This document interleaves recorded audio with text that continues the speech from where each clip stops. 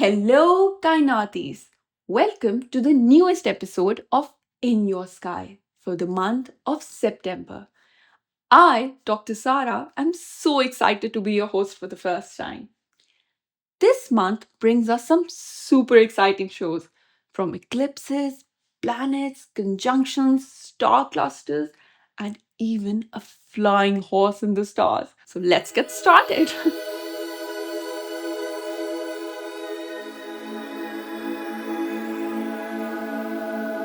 On the 13th of September, we have another conjunction. The moon will visit the Pleiades star cluster, also called the Seven Sisters.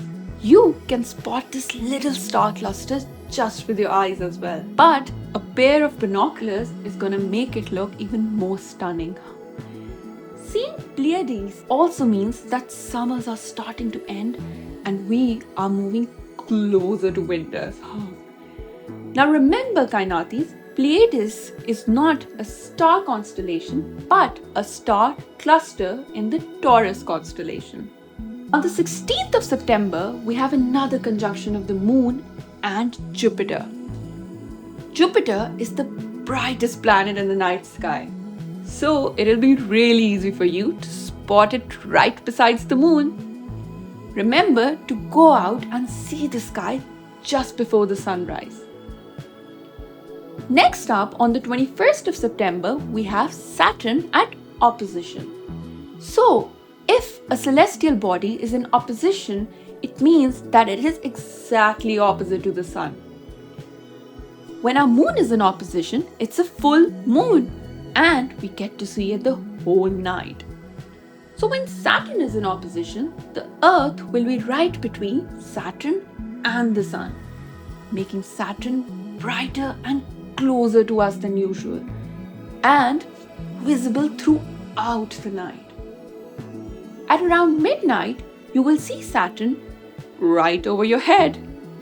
This is such a perfect timing for all of you to bring out your telescopes and point it to the amazing rings of Saturn and even try spotting some of its moons.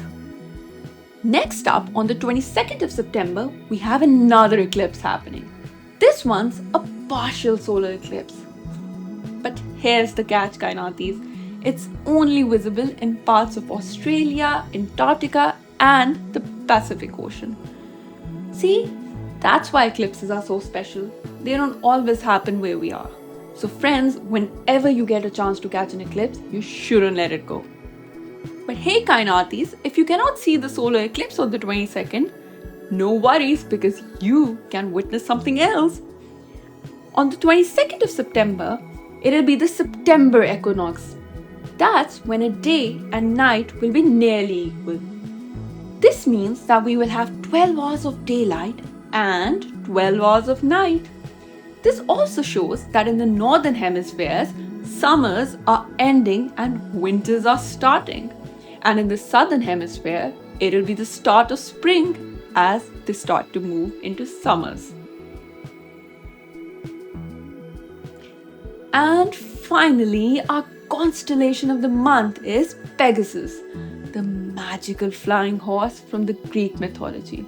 Look for the great square of Pegasus, which will be 4 bright stars forming a giant square in the sky near midnight.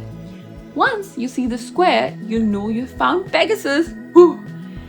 What an exciting September sky, friends. So, Kainatis, don't forget to tell us in the comments that which event are you most excited about.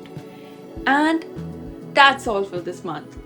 See you next month. Till then, bye bye and clear skies to you all.